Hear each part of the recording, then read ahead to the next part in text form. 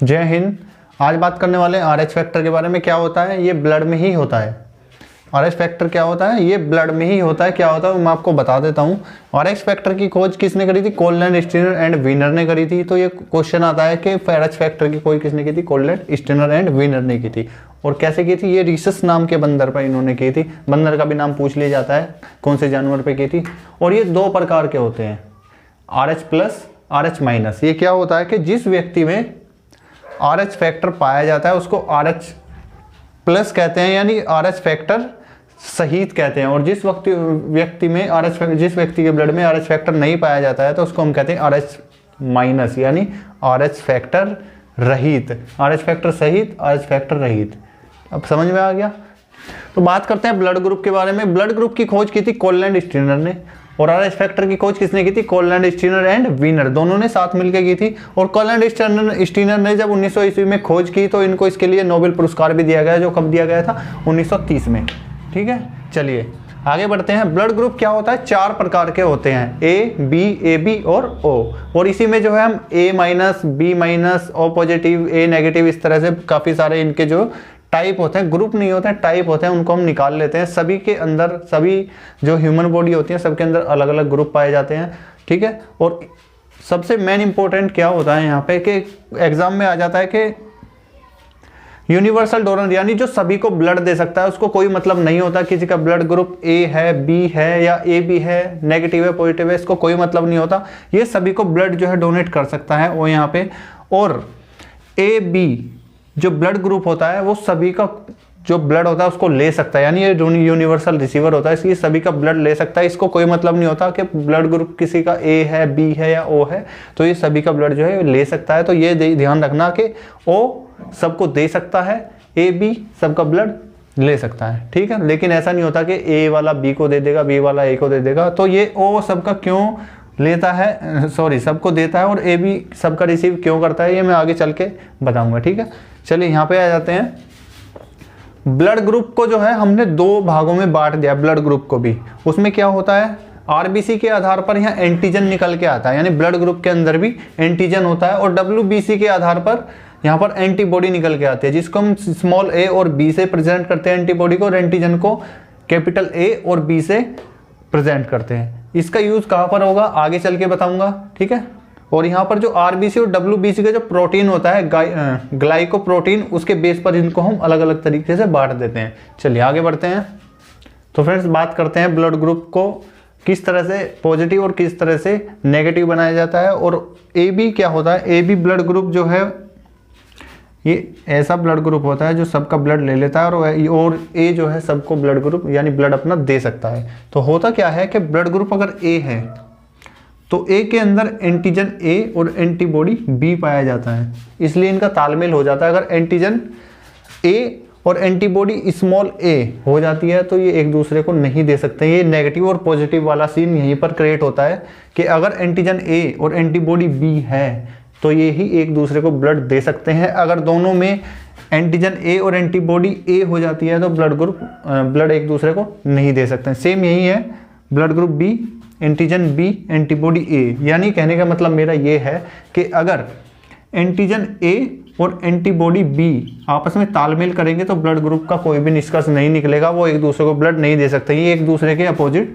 होने चाहिए। ठीक है, चलिए अब बात करते हैं ब्लड ग्रुप AB की। AB में क्या होता है, एंटीजन A और B दोनों पाए जाते हैं और इसमें एंटीबॉडी होती ही नहीं है, एंटीबॉडी नहीं होती है। यही कारण होता है कि ये ब्लड ग्रुप AB जो होता है सभी का ब्लड जो है एक्सेप्ट कर लेता है। यही कारण होता है इसके अंदर कि एंटीबॉडी नहीं पाई जाती है।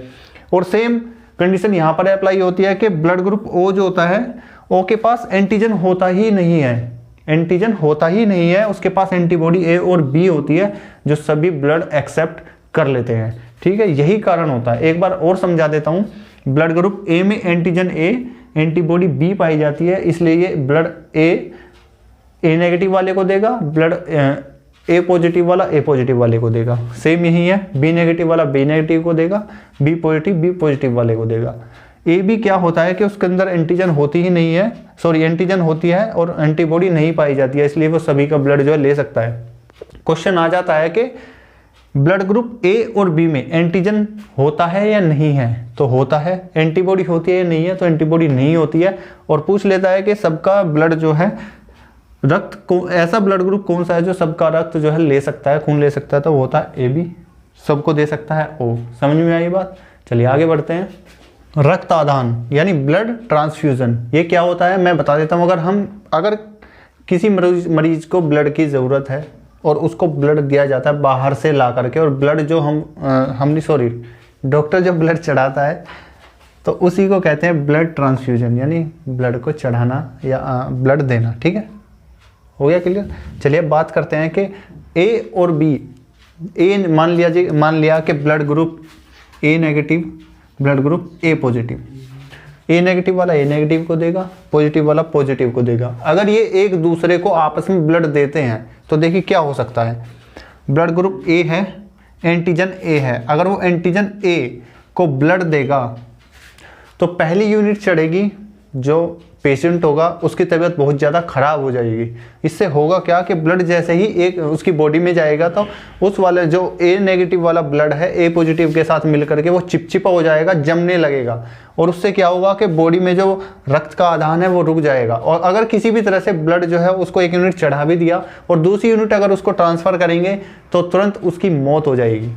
ठीक है, इसलिए यहाँ पर एंटीजन ए एंटीबॉडी बी के साथ तालमेल खाता है और एंटीबॉडी बी एंटीजन ए के साथ तालमेल खाता है। अगर एक दूसरे को इसके साथ जोड़ देंगे तो समझ में आ चुका है कि मरीज़ की जो है वो मौत हो जाएगी, वो बच नहीं पाएगा। यही होता है ब्लड ट्रांसफ्यूजन। ठीक है, तो फ्रेंड्स ब्लड ग्रुप का पता कैसे लगाया जाता है? डॉक्टर ही लगाते, वो हम नहीं लगा सकते, लैब वाला लगाएगा।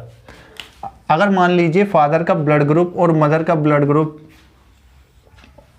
और बेबी का ब्लड ग्रुप क्या होगा वो देख लेते हैं। अगर फादर का ब्लड ग्रुप ओ है, मदर का ब्लड ग्रुप ओ है, तो बेबी का ब्लड ग्रुप भी ओ ही होगा। ठीक है, अगर फादर का ब्लड ग्रुप ओ है, मदर का ब्लड ग्रुप ए है, तो बेबी का ओ या ए इनमें से एक कुछ भी हो सकता है।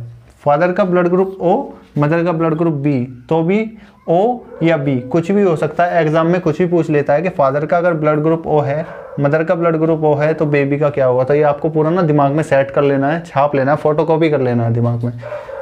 मान लीजिए अगर फादर का ब्लड ग्रुप ए है, मदर का ब्लड ग्रुप ए बी है, तो क्या होगा। तो भैया मैंने बताया था कि ए बी ब्लड ग्रुप जो होता है वो सबको ले लेता है, यानी सभी को एक्सेप्ट कर लेता है, तो ये ब्लड ग्रुप ए बी ही रह जाएगा। ठीक है, चलिए नेक्स्ट पढ़ें। अगर फादर का ब्लड ग्रुप ए है, मदर का भी ब्लड ग्रुप ए है, तो क्या होगा, ए या ओ दोनों में से कुछ भी हो सकता है। तो मेरे भाई ये समझ में आ चुका है कि फादर का ब्लड ग्रुप ए, मदर का ए, तो ए या ओ कुछ भी हो सकता है। अगर ब्लड फादर का बी, मदर का भी बी है, तो ब्लड ग्रुप बी या ओ कुछ भी हो सकता है। अगर फादर का ब्लड ग्रुप ए, मदर का ब्लड ग्रुप बी है, तो भैया एनीवन यानी ब्लड ग्रुप ए बी या ओ, इन चारों में से ब्लड ग्रुप कुछ भी हो सकता है। किससे? ए और बी से। ठीक है, नेक्स्ट है, अगर ब्लड ग्रुप फादर का ए है, मदर का ए बी है, तो ए बी या ए बी इन तीनों में से कुछ भी हो सकता है। अगर फादर का blood group A B, mother का भी ब्लड ग्रुप ए बी, तो ये भी भैया यहाँ पर ब्लड ग्रुप ए बी या ए बी कुछ भी हो सकता है। अगर फादर का ब्लड ग्रुप बी है, मदर का ब्लड ग्रुप ए बी है, तो इन तीनों में से ये आपको ये देख लेना, ये यहाँ पर ये बिल्कुल सेम है। तो ए बी और ए बी, और यहाँ पर तीनों क्या है, ए बी, तो तीनों का क्या होगा, ए बी या ए बी, इन तीनों में से कुछ भी हो सकता है। ठीक है, आई होप वीडियो आपको जरूर अच्छी लगी होगी। अच्छी लगे तो प्लीज़ वीडियो को लाइक कर देना, चैनल को सब्सक्राइब कर देना। अगर अच्छी नहीं लगी है, मुझे पता है कि 80% लोग जो वो अनसब्सक्राइबर होते हैं, जो वीडियो को देखते हैं और मज़ा लेकर निकल जाते हैं। तो प्लीज़ भाई, अगर आपको आपकी मन मर्जी है कि आप सब्सक्राइब करें या ना करें, वैसे कोई दिक्कत वाली बात नहीं है। तो चलिए मिलते हैं अगली वीडियो में। जय हिंद।